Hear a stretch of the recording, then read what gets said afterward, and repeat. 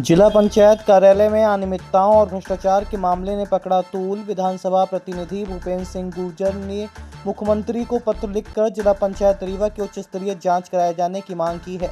पत्र में आरोप लगाया गया है कि जिला पंचायत कार्यालय में पदस्थ अधिकारी जवाब देने से कतराते हैं और कामकाज में भारी अनियमितताएं की जा रही है। इससे आमजन परेशान होते हैं और जनप्रतिनिधियों के कार्य भी प्रभावित हो रहे हैं। भूपेंद्र सिंह ने अपने पत्र में 4 गंभीर बिंदुओं का उल्लेख किया है। ग्राम पंचायतों और जनपद पंचायतों की नहर और सीसी रोड के निर्माण में काफ़ी बड़ी मात्रा में वित्तीय गड़बड़ी की जा रही है।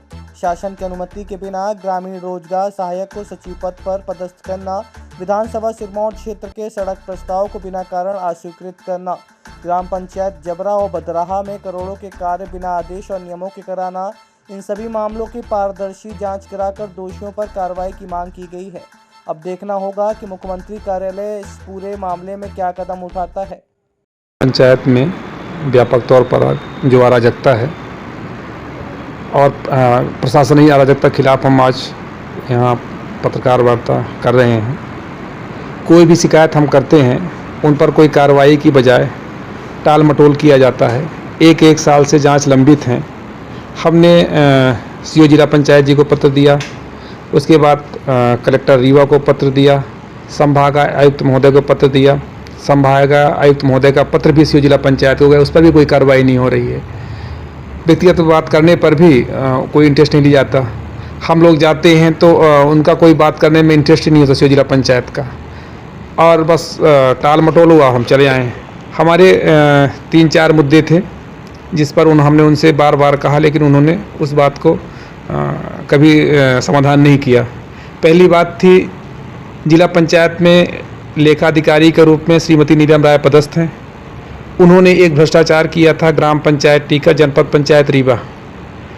उन्होंने जिक्र किया था कि 15वें वित्त से हमने राशि जारी किया है टीकर में नाली निर्माण के लिए, लेकिन सत्र 2023-24 में 15वें वित्त से कोई राशि जारी ही नहीं हुई। जब हमने पूछा कि जब इसमें जो सूची है उसमें टीकर का कहीं नाम का जिक्र ही नहीं है, तो फिर आपने 15वें वित्त से कैसे कर दिया। हमने RTI लगाया, RTI में सुनवाई हुई, उस पर भी कोई कार्रवाई जवाब नहीं आया। फिर हमने कमिश्नर साहब को पत्र लिखा कि पहली किस्त अगर 15वें वित्त से गई तो दूसरी किस्त फिर स्टेट फंड से कैसे, उसका कोई जवाब नहीं आया। दूसरा मामला था अनुकंपा नियुक्ति का। इन्होंने अनुकंपा नियुक्ति में व्यापक तौर पर अनियमितता की गई। एक रोजगार सहायक है लगभग 9 वर्ष से। शासन का स्पष्ट निर्देश है कि कोई भी व्यक्ति अगर संविदा में 5 वर्ष अथवा शासकीय सेवा में 5 वर्ष है, उसको अनुकंपा नियुक्ति नहीं दी जा सकती। तो GRS क्या, हमने यही प्रश्न किया था, क्या ग्राम रोजगार सहायक संविदा है या नहीं, अर्धशासकीय है या नहीं, इसका सीओ जवाब नहीं दे पाए आज तक, और न ही कोई कार्रवाई हुई। तीसरा, जिला पंचायत की सम्मान सभा की बैठक में प्रस्ताव पारित हुआ था, सभी सदस्यों को समान रूप से राहत वितरित की जाएगी। सिर्फ अध्यक्ष जिला पंचायत को कुछ ज़्यादा दे दिया जाएगा, लेकिन सीओ और अध्यक्ष ने मिलकर अध्यक्ष जिला पंचायत को 1 करोड़, अन्य सदस्यों को 7 लाख 8 लाख रुपए दिया गया। विधायकों को नहीं दिया गया, जबकि विधायक भी जिला पंचायत के स्थायी मंत्री सदस्य होते हैं। हमने भी कहा कि हमें नहीं चाहिए, हमें बहुत सारे फंड मिल जाते हैं, लेकिन जो सदस्य जीत के आए उनको समान रूप से आप दिए ताकि भी अपने क्षेत्र का विकास कर सके। फिर भी जो हमने सम्मान सभा में प्रस्ताव पारित किया तो उसके विपरीत सीओ साहब ने आवंटन किया, जो कि नियम के विपरीत है, सदन की मर्यादा के विपरीत है। तो जो हम मानो जिला पंचायत का सदन महत्वपूर्ण होता है, सदन में कोई बात हम कहते हैं और आप कुछ और करते हैं, हम जो बात करते हैं मिनट्स में कुछ और आप लिखते हैं, तो ये सारी अनियमितताएं हैं।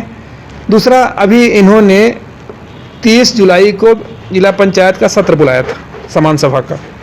हमने पत्र लिखा कि 28 तारीख से विधानसभा है, सभी सम्मानित विधायक जिला पंचायत के स्थायी मंत्री सदस्य होते हैं, तो कैसे आ पाएंगे, अगर कोई आना चाहे तो कैसे आ पाएगा। तो आप विधानसभा सत्र के समाप्त होने के बाद बैठक करिए, लेकिन उन्होंने उसको भी दरकिनार करते हुए उन्होंने 30 को बैठक बुलाई ताकि हम लोग ना आ पाएँ।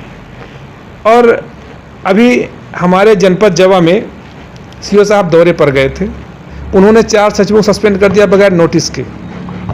हमने पूछा कि आप अगर दौरे पर गए हैं तो एक बार जानना चाहिए था कि आप सचिव ने क्या कोई आवेदन दिया है अवकाश के लिए या नहीं।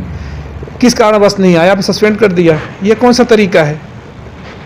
फिर उन्होंने गलती सुधारी और बहाल किया।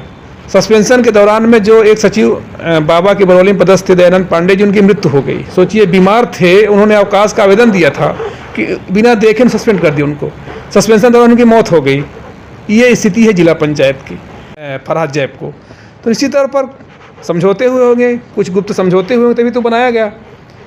इसके पहले इनको हटाया गया था। जब हमने शिकायत की थी, सोनबड़े सर थे, तो फरहाद जैब को पंचायत शाखा से हटा दिया गया था, क्योंकि इनको अनकम्पन नियुक्ति में भ्रष्टाचार का आरोप था। समिति की मेंबर थी, लेकिन इनको फिर बना दिया गया। जिनकी हम शिकायत कर रहे हैं वही जांचकर्ता अधिकारी हैं, तो बताइए जांच कैसे पूरी होगी। अब आपके रीवा शहर में खुल गया है रिजॉर्ट डी विजय विलास, रीवा का सबसे भव्य वेडिंग और इवेंट डेस्टिनेशन। अब रीवा में भी करें डेस्टिनेशन वेडिंग का सपना साकार। The Vijay Vilas hotel and banquets, Rewa का सबसे बड़ा और शाही वेडिंग वेन्यू, जहां हर आयोजन एक यादगार अनुभव बनता है। हमारी विशेषताएं हैं ग्रैंड गोल्डन बैंक्वेट हॉल, सगाई तिलक और पारिवारिक समारोह के लिए भव्य स्थान, आर्किटेक्चर मास्टरपीस और ग्रीन लॉन, शानदार वेडिंग और रिसेप्शन के लिए परफेक्ट लग्जरी रूम और प्रीमियम स्टे, मेहमानों के लिए आरामदायक और शाही अनुभव, विला रेस्टोरेंट रीवा का प्रीमियम रेस्टोरेंट, बर्थडे पार्टियां और फैमिली गेट टुगेदर के लिए बेस्ट वर्ल्ड क्लास कैटरिंग। भारतीय और इंटरनेशनल स्वादों के साथ एक यादगार भोज अनुभव। अब भव्य शादियां और इवेंट्स के लिए दिल्ली, जयपुर या उदयपुर जाने की ज़रूरत नहीं दी। विजय विलास में रीवा का सबसे शानदार वेडिंग एक्सपीरियंस पाएं। पता है the Vijay Vilas hotel and banquets, ring road toll plaza के पास, रीवा, मध्य प्रदेश। बुकिंग और इंक्वायरी के लिए संपर्क करें 788-0-08750 1 एवं 788-00-87502।